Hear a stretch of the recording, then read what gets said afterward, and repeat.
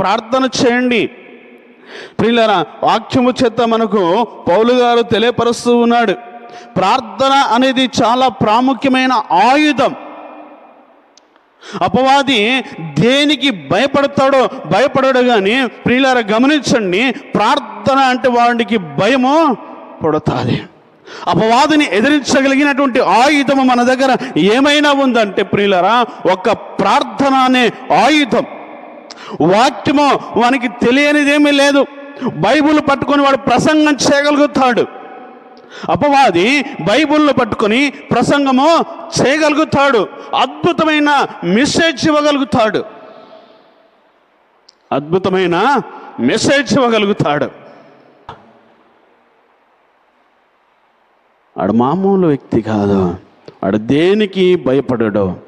దేనికి భయపడే వ్యక్తి కాదు. భయపడే వ్యక్తి కాదు.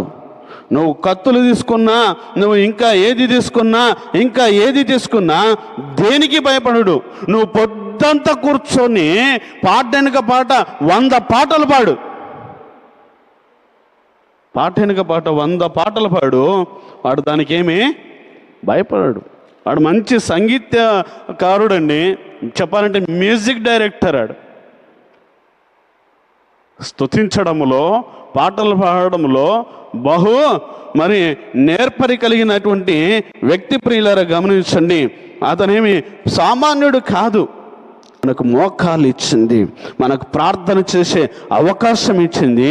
ఇతరుల గురించి మనము ప్రార్థన చేయడానికి మన ప్రార్థన, మన సహాయము ఏ రూపకంగా వాళ్ళ దగ్గరికి వెళుతుందంటే ప్రార్థన రూపకంగా వాళ్ళ దగ్గరికి మన సహాయము వెళుతుంది. ఏ రూపకంగా వాళ్ళ దగ్గరికి మనం మంచి వెళుతుందంటే ప్రియులారా గమనించండి, మనం మోకాలేసి చేసే ప్రార్థన ద్వారా మన మంచి వాళ్ళ దగ్గరికి వెళుతుంది. కనుక మనందరము కూడా ప్రార్థించే వ్యక్తులముగా, ప్రార్థనాపరులముగా ఉండాలని దేవుని వాక్యము చేత మనకు తెలియపరచడం మనము చూస్తున్నాం. ముఖ్యంగా మనుషులందరి గురించి ఎలాంటి వ్యక్తి అయినా సరే, వాడు దూషకుడైనా, హింసకుడైనా, బలహీనుడైనా, రోగి అయినా, మంచివాడైనా, చెడ్డవాడైనా, ఎలాంటి వ్యక్తి గురించి అయినా సరే మనం ఏమి చేయాలి? ప్రార్థన చేయాలి.